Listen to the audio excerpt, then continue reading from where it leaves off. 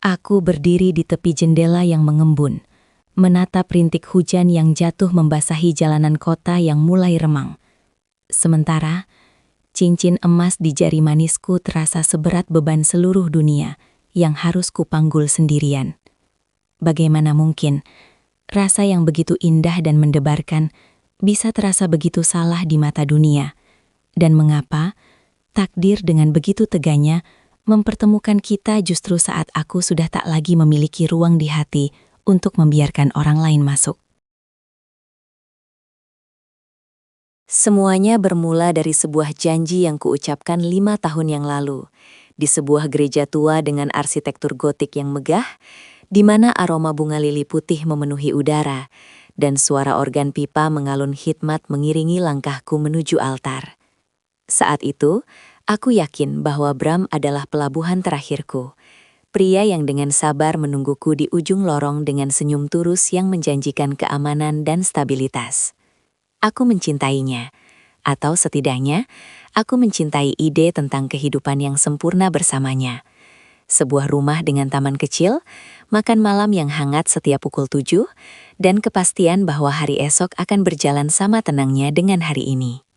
Namun, seiring berjalannya waktu, rutinitas mulai mengikis gairah yang pernah ada, mengubah percakapan kami menjadi sekadar koordinasi tentang tagihan listrik, daftar belanjaan, atau jadwal servis mobil. Bram adalah pria yang baik, sangat baik. Namun, kebaikannya terkadang terasa seperti penjara kaca yang nyaman, namun hampa udara.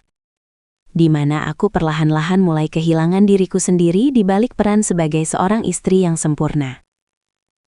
Aku sering terbangun di tengah malam, mendengarkan napas teraturnya di sampingku, dan merasakan sebuah kekosongan yang tak bisa kujelaskan, sebuah kerinduan akan sesuatu yang lebih dari sekadar keberadaan fisik yang berdampingan. Lalu di suatu sore yang mendung sekitar setahun yang lalu, semesta memutuskan untuk menguji keteguhanku dengan cara yang paling tak terduga. Aku sedang berteduh di sebuah kafe kecil di sudut jalan yang jarang dikunjungi orang, mencoba melarikan diri sejenak dari tumpukan pekerjaan kantor yang tak kunjung usai. Aroma biji kopi yang terpanggang sempurna dan suara rintik hujan yang menghantam atap seng menciptakan suasana melankolis yang menyelimuti seluruh ruangan. Di sanalah aku melihatnya, duduk di pojok ruangan dengan sebuah buku sketsa di tangannya dan segelas espresso yang sudah mendingin. Namanya Adrian. Kami tidak sengaja bertukar pandang saat aku sedang berusaha merapikan payungku yang basah. Dan dalam detik itu juga, aku merasakan sebuah sengatan listrik yang belum pernah kurasakan sebelumnya. Ia memiliki mata yang tajam namun teduh, seolah-olah ia bisa melihat langsung ke dalam jiwaku yang selama ini kusembunyikan di balik topeng keceriaan palsu. Perkataan pertama kami sangatlah sederhana, hanya sekadar basa-basi tentang cuaca dan kopi yang terlalu pahit. Namun ada sesuatu dalam suaranya yang berat dan tenang yang membuatku ingin terus mendengarkan. Adrian adalah seorang arsitek lepas yang menghabiskan waktunya berkeliling kota untuk menggambar bangunan-bangunan tua yang hampir terlupakan. Dan caranya memandang dunia, dengan segala detail dan keindahannya yang rapuh, membuatku tersadar betapa sempitnya duniaku selama ini. Pertemuan yang seharusnya menjadi kejadian sekali seumur hidup itu, perlahan-lahan berubah menjadi rutinitas rahasia yang menggairahkan sekaligus menyiksa. Kami mulai sering bertemu di kafe yang sama, awalnya hanya untuk berdiskusi tentang seni dan impian-impian masa muda yang terkubur. Namun lama-kelamaan, topik pembicaraan kami menjadi lebih personal dan mendalam. Adrian tahu bagaimana cara mendengarkanku tanpa menghakimi. Ia tahu kapan harus memberikan nasihat dan kapan harus diam, membiarkanku menumpahkan segala keluh kesahku. Bersamanya aku merasa hidup kembali. Aku merasa seperti wanita yang memiliki identitas sendiri, bukan sekedar istri Bram. Setiap sentuhan tangannya yang tidak sengaja saat kami berbagi buku sketsa, atau setiap tatapan intens yang ia berikan saat aku tertawa, terasa seperti percikan api yang membakar sisa-sisa kesetiaanku. Aku tahu ini salah. Aku tahu bahwa setiap detik yang kuhabiskan bersamanya adalah pengkhianatan terhadap janji suci yang telah kuucapkan. Namun rasa haus akan perhatian dan pemahaman yang ia berikan jauh lebih kuat daripada rasa bersalah yang terus menghantuiku di malam hari. Aku ingat betul momen ketika batas yang kami bangun dengan susah payah akhirnya runtuh di bawah guyuran hujan badai yang melanda kota beberapa bulan lalu. Kami terjebak di dalam mobilnya setelah makan malam rahasia yang penuh dengan ketegangan yang tertahan. Suara guntur menggelegar di kejauhan, dan petir sesekali menerangi wajahnya yang tampak begitu gelisah namun penuh kerinduan. Di dalam ruang sempit yang hanya berjarak beberapa sentimeter itu, aroma parfum kayu cendananya bercampur dengan aroma tanah yang basah. Menciptakan suasana yang begitu intim hingga aku bisa mendengar detak jantungku sendiri yang berpacu liar. Adrian menatapku dengan tatapan yang seolah meminta izin sekaligus memohon, dan sebelum aku sempat berpikir tentang konsekuensinya, ia menarikku ke dalam pelukannya. Ciuman itu terasa seperti ledakan emosi yang selama ini kupendam. Rasanya manis, pahit, dan penuh dengan keputusasaan. Di balik kehangatan bibirnya, aku merasakan pengakuan dosa yang mendalam. Namun, aku tidak ingin berhenti. Untuk pertama kalinya dalam bertahun-tahun, aku merasa diinginkan secara utuh. Bukan karena kewajiban, melainkan karena keinginan murni yang tak terbendung. Setelah malam itu, hidupku berubah menjadi sebuah panggung sandiwara yang melelahkan. Aku pulang ke rumah, mencium kening Bram yang sedang tertidur pulas di depan televisi, dan masuk ke kamar mandi untuk membasuh aroma Adrian dari kulitku, sementara air mataku mengalir deras bersama air pancuran. Aku merasa seperti orang asing di rumahku sendiri, melihat foto pernikahan kami di dinding dengan rasa malu yang menyayat hati. Bram tidak pernah mencurigaiku. Ia terlalu percaya padaku. Dan kepercayaan itulah yang justru menjadi pisau paling tajam yang mengiris nuraniku setiap kali aku menerima pesan singkat dari Adrian yang mengajakku bertemu. Adrian menjadi candu yang tak bisa kulepaskan, sosok yang memberikan warna pada duniaku yang sebelumnya hanya hitam putih. Namun ia juga menjadi duri yang terus menusuk setiap kali aku teringat akan janji setia yang telah kubuat di hadapan Tuhan dan keluarga besar kami. Kami sering menghabiskan waktu di sebuah apartemen kecil yang ia sewa. Sebuah tempat persembunyian di mana waktu seolah berhenti berputar dan dunia luar tidak lagi penting. Di sana, kami berbagi mimpi tentang kehidupan yang mungkin bisa kami jalani jika saja takdir mempertemukan kami lebih awal. Tentang perjalanan ke luar negeri yang tanpa tujuan, dan tentang pagi hari yang dihabiskan dengan hanya saling menatap tanpa perlu berkata-kata. Namun realitas selalu punya cara untuk menarik kita ke bumi dengan cara yang menyakitkan. Suatu hari, Bram merencanakan sebuah makan malam kejutan untuk merayakan ulang tahun pernikahan kami yang kelima. Ia telah memesan tempat di restoran mewah yang dulu menjadi lokasi kencan pertama kami. Dan ia membelikanku sebuah kalung berlian yang indah sebagai tanda cintanya yang tak pernah luntur. Saat ia memasangkan kalung itu di leherku, aku melihat bayanganku di cermin. Dan melihat seorang wanita yang tampak cantik di luar, namun hancur di dalam. Aku melihat kasih sayang yang tulus di mata Bram, dan di saat yang sama, aku merasakan getaran ponsel di dalam tasku. Sebuah pesan dari Adrian yang mengatakan bahwa ia sangat merindukanku dan menungguku di tempat biasa. Di sana, di tengah kemewahan restoran dan alunan musik biola yang romantis, aku menyadari bahwa aku sedang berdiri di tepi jurang yang sangat dalam. Aku mencintai dua pria dengan cara yang berbeda. Bram adalah rumah yang aman namun tanpa api. Sementara Adrian adalah api yang menghangatkan namun berisiko membakar segalanya hingga menjadi abu. Konflik batin ini mulai memengaruhi kesehatan mental dan fisikku. Aku sering melamun di tengah percakapan, kehilangan nafsu makan, dan berat badanku turun drastis. Teman-temanku mulai bertanya-tanya, apakah aku baik-baik saja? Dan Bram, dengan segala perhatiannya, menyarankan agar aku mengambil cuti panjang untuk beristirahat. Namun istirahat bukanlah yang kubutuhkan. Yang kubutuhkan adalah keberanian untuk mengambil keputusan. Adrian mulai mendesakku untuk meninggalkan Bram, Ia mengatakan bahwa kita tidak bisa terus hidup dalam bayang-bayang dan kebohongan. Ia menjanjikan sebuah kehidupan baru yang penuh petualangan dan cinta yang bebas, namun aku tahu bahwa meninggalkan Bram berarti menghancurkan hati seorang pria yang tidak pernah menyakitiku, serta mengecewakan kedua orang tuaku yang sangat bangga pada pernikahan kami.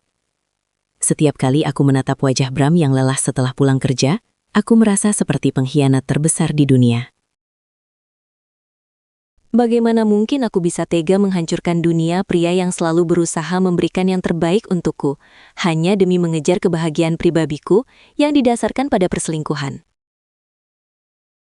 Puncaknya terjadi ketika aku tanpa sengaja meninggalkan ponselku di meja makan dalam keadaan tidak terkunci saat aku sedang mandi.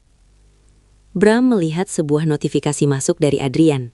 Sebuah pesan yang sangat eksplisit tentang betapa ia mencintai setiap inci tubuhku dan kenangan malam-malam yang kami habiskan bersama. Ketika aku keluar dari kamar mandi, aku menemukan Bram berdiri mematung dengan ponselku di tangannya. Wajahnya pucat pasi dan tangannya gemetar hebat. Keheningan yang terjadi setelah itu terasa lebih memekakan telinga daripada ledakan bom manapun. Tidak ada teriakan, tidak ada makian kasar. Hanya ada air mata yang perlahan jatuh dari mata pria yang biasanya selalu tampak kuat itu. Ia menatapku dengan tatapan yang menghancurkan hatiku menjadi kepingan-kepingan kecil. Tatapan penuh kekecewaan, luka, dan ketidakpercayaan yang mendalam. Di saat itu, aku menyadari bahwa aku telah kehilangan segalanya. Kepercayaan suamiku, integritas diriku, dan kedamaian yang selama ini kuhargai. Aku mencoba menjelaskan, mencoba meminta maaf, namun kata-kata terasa begitu hambar dan tidak berarti di hadapan kenyataan pahit yang telah terungkap. Bram memintaku untuk pergi, memberinya ruang untuk berpikir, dan aku pun melangkah keluar dari rumah itu hanya dengan membawa tas kecil dan beban dosa yang tak tertahankan. Aku pergi menemui Adrian, berharap menemukan perlindungan di pelukannya, namun saat aku melihat wajahnya, aku justru merasakan kekosongan yang lain. Ternyata, sebagian dari gairah yang kurasakan bersamanya adalah karena sifatnya yang terlarang, karena sensasi melakukan sesuatu yang salah di balik layar. Sekarang, setelah semuanya terbuka, rasa itu mulai memudar, digantikan oleh rasa penyesalan yang luar biasa terhadap Bram. Adrian mencoba menghiburku, mengatakan bahwa ini adalah awal yang baru bagi kami, namun aku hanya bisa menangis, menyadari bahwa kebahagiaan yang dibangun di atas penderitaan orang lain tidak akan pernah benar-benar terasa manis. Hari-hari berikutnya adalah masa-masa tergelap dalam hidupku. Aku menginap di sebuah hotel murah, menghindari panggilan telepon dari siapapun, dan hanya merenungi setiap pilihan salah yang telah kuambil. Aku merindukan kenyamanan rumahku. Aku merindukan suara Bram yang memanggil namaku di pagi hari, dan aku merindukan rasa aman yang dulu sering kuanggap remeh. Di sisi lain, aku juga merasa kehilangan Adrian, karena meskipun kami kini bebas untuk bersama, bayang-bayang Bram selalu ada di antara kami, merusak setiap momen intim yang kami coba bangun. Cinta terlarang ini, yang dulu terasa begitu menggairahkan dan penuh warna, kini terasa seperti beban yang menyesakkan dada. Aku mulai menyadari bahwa cinta bukan hanya tentang debaran jantung atau gairah yang meledak-ledak, melainkan juga tentang komitmen, kejujuran, dan pengorbanan. Aku telah gagal dalam ujian karakter yang paling mendasar, dan kini aku harus menanggung konsekuensinya sendirian. Beberapa minggu kemudian, Bram memintaku bertemu di sebuah taman kota yang sepi. Ia tampak lagi kurus, dan ada lingkaran hitam di bawah matanya. Namun ia terlihat lebih tenang. Kami duduk di bangku kayu yang dingin, menatap anak-anak yang bermain di kejauhan, sementara angin musim gugur bertiup kencang memainkan rambutku. Ia mengatakan bahwa ia telah memaafkanku, namun ia tidak bisa melupakan apa yang telah terjadi.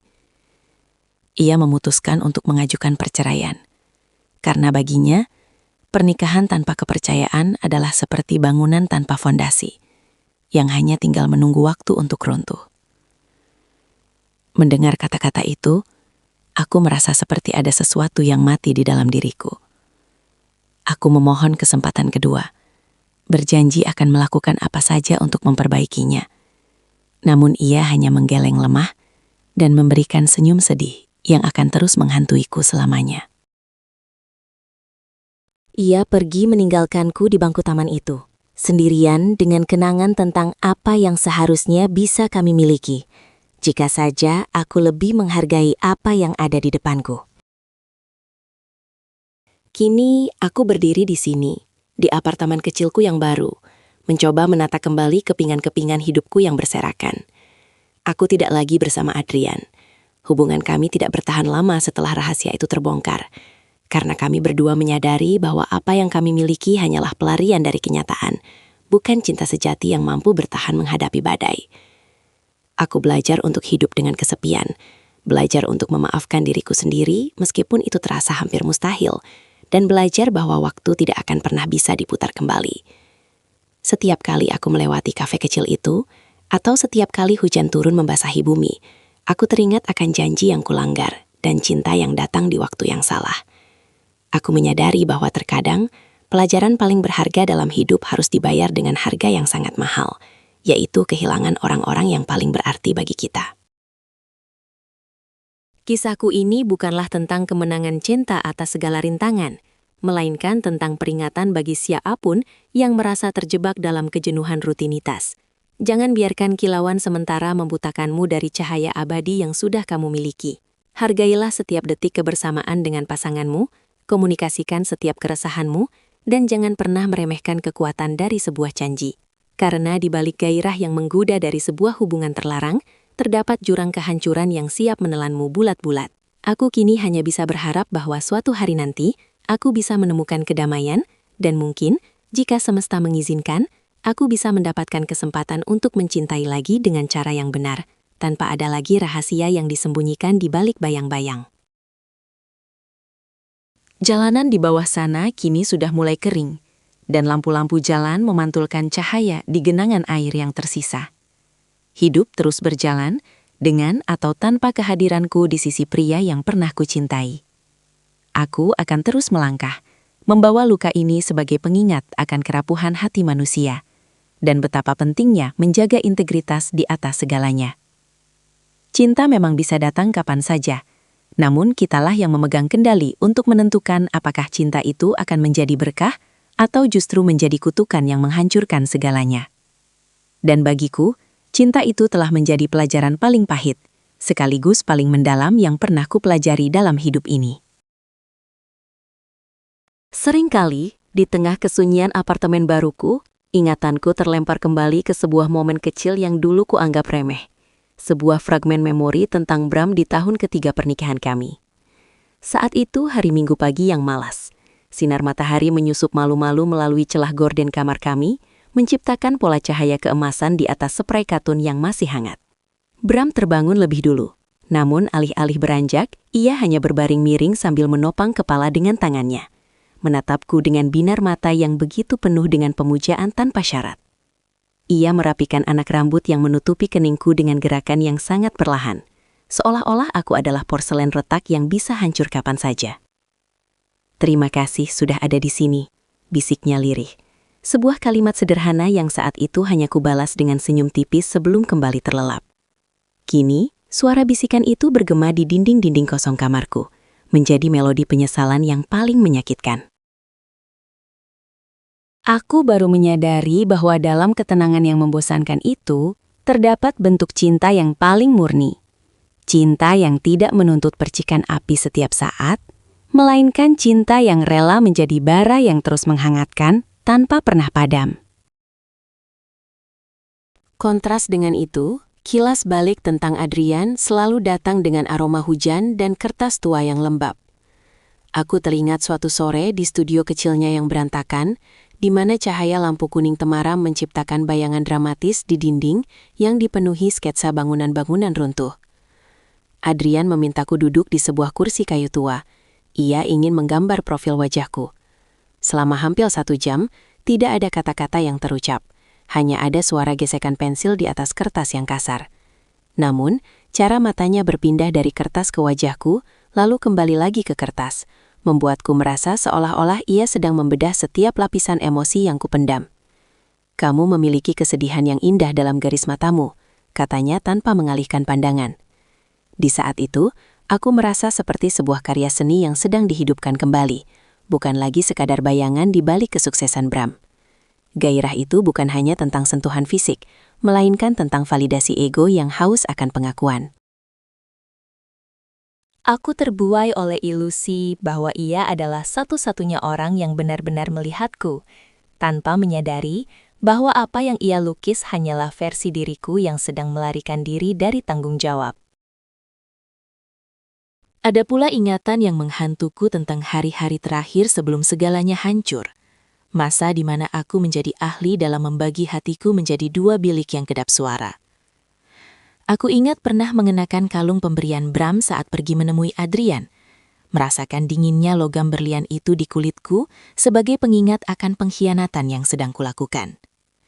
Di kafe tempat kami biasa bertemu, aku akan menggenggam tangan Adrian di bawah meja, sementara tangan kananku masih melingkarkan jemari di sekitar cangkir kopi, memamerkan cincin kawin yang berkilau di bawah lampu ruangan. Dualitas itu menciptakan semacam adrenalin yang memabukkan, sebuah perasaan hidup yang berbahaya karena didorong oleh rasa takut akan ketahuan. Aku seringkali pulang ke rumah dengan sisa aroma parfum Adrian yang masih menempel samar di rambutku, lalu dengan teganya aku membiarkan Bram memelukku erat, menghirup aroma pengkhianatan itu tanpa ia sadari. Setiap kecupan yang kuberikan pada Bram saat itu adalah sebuah kebohongan fisik yang teramat keji. Namun, di saat yang sama, aku merasa seperti seorang pecandu yang tidak bisa berhenti menyuntikkan racun ke dalam nadinya sendiri. Pernah suatu malam, saat hujan badai mengamuk di luar, aku berdiri di depan cermin kamar mandi setelah pulang dari apartemen Adrian. Aku menatap pantulan diriku sendiri dan merasa asing. Wanita di cermin itu memiliki mata yang lebih bersinar karena gairah, namun ada kegelapan yang mulai menggerogoti sudut-sudut bibirnya. Aku mencoba mencari sisa-sisa gadis yang 5 tahun lalu berdiri di altar dengan gaun putih bersih. Namun yang kutemukan hanyalah seorang wanita yang telah mahir menumpuk kebohongan demi kebohongan. Aku menyentuh wajahku, bertanya-tanya, kapan tepatnya aku kehilangan kompas moral yang dulu selalu kujunjung tinggi. Apakah sejak percakapan pertama di kafe itu? Ataukah jauh sebelumnya, saat aku mulai berhenti berbagi mimpi dengan Bram karena menganggapnya tidak akan mengerti? Kilas balik ini menyadarkanku bahwa perselingkuhan bukanlah sebuah kejadian tunggal yang tiba-tiba, melainkan sebuah rangkaian keputusan kecil yang salah, sebuah erosi perlahan pada fondasi karakter yang akhirnya meruntuhkan seluruh bangunan hidupku dalam satu hentakan yang tak terelakkan. Aku teringat pada suatu sore di tahun kedua pernikahan kami, jauh sebelum bayang-bayang Adrian muncul. Saat itu, aku dan Bram sedang terjebak macet di tengah guyuran hujan badai. Di dalam mobil yang kedap suara, Bram menggenggam tanganku erat. Lalu ia mulai menyanyikan lagu favorit kami dengan suara sumbang, namun penuh tawa. Ia menatapku seolah-olah seluruh semesta ada di kursi penumpang di sampingnya. Apapun yang terjadi, kita akan selalu punya satu sama lain, kan? Tanyanya dengan nada yang begitu tulus, hingga membuat dadaku sesak. Ingatan itu kini terasa seperti sembilu, sebuah janji setia yang tidak diucapkan di altar, melainkan di tengah kemacetan yang membosankan, yang justru jauh lebih jujur. Aku menyadari bahwa pengkhianatanku bukan hanya menghancurkan hatinya, tetapi juga membunuh versi diriku yang dulu begitu percaya pada kekuatan cinta yang sederhana dan tanpa pamrih. Lalu ada kilasan memori tentang malam-malam rahasia di studio Adrian yang berbau cat minyak dan kebebasan.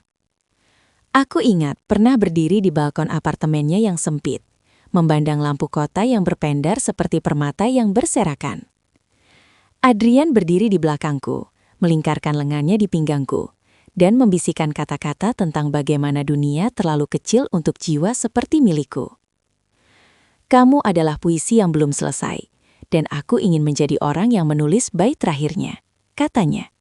Sebuah kalimat yang saat itu terasa begitu puitis, namun kini kusadari hanyalah rayuan seorang seniman yang mencintai drama lebih dari kenyataan. Di bawah pengaruh aromanya yang maskulin dan sentuhannya yang membakar, aku merasa seperti seorang pemberontak yang sedang memenangkan kebebasannya. tanpa menyadari bahwa aku sebenarnya sedang menggali lubang kubur untuk kebahagiaanku sendiri. Ada satu detail kecil yang terus menghantuiku. Cara Bram selalu menyiapkan segelas air putih di meja samping tempat tidur setiap malam sebelum aku pulang. Bahkan ketika aku pulang terlambat dengan alasan lembur, yang sebenarnya adalah waktu yang kuhabiskan di pelukan Adrian, gelas itu selalu ada di sana, sebuah simbol kepedulian yang tak bersuara. Suatu malam, aku menatap gelas itu dengan rasa mual yang luar biasa. Aku baru saja mencuci wajahku, mencoba menghilangkan bekas ciuman Adrian, dan melihat kejernihan air di gelas itu seolah-olah sedang menghakimi kekeruhan jiwaku.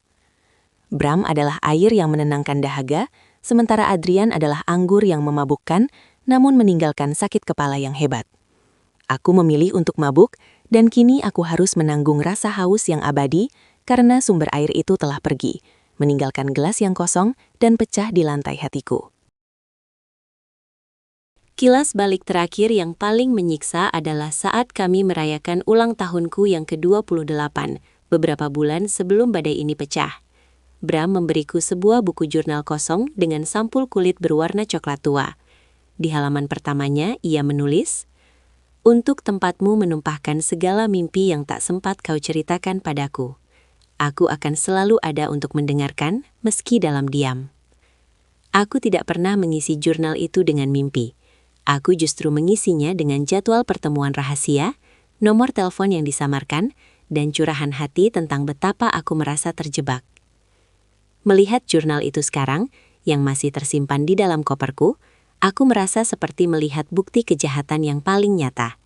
Aku tidak hanya mengkhianati seorang suami, aku mengkhianati seorang sahabat yang memberikan ruang bagiku untuk bernafas, sementara aku justru menggunakan ruang itu untuk mencekik hubungan kami hingga mati. Ternyata, cinta yang paling berbahaya bukanlah yang datang dengan guntur dan kilat, melainkan yang datang dengan kelembutan yang perlahan-lahan kita abaikan demi mengejar pelangi yang semu.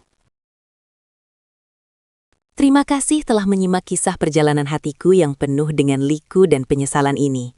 Jika cerita ini menyentuh sisi terdalam perasaanmu atau memberimu sudut pandang baru tentang arti sebuah kesetiaan, jangan ragu untuk menekan tombol subscribe dan like sebagai bentuk dukungan, agar aku bisa terus berbagi cerita-cerita kehidupan lainnya. Aku sangat ingin tahu dari mana saja kalian menonton video ini. Tuliskan lokasi kalian di kolom komentar di bawah, dan mari kita saling berbagi energi positif di ruang diskusi ini. Sampai jumpa di kisah selanjutnya.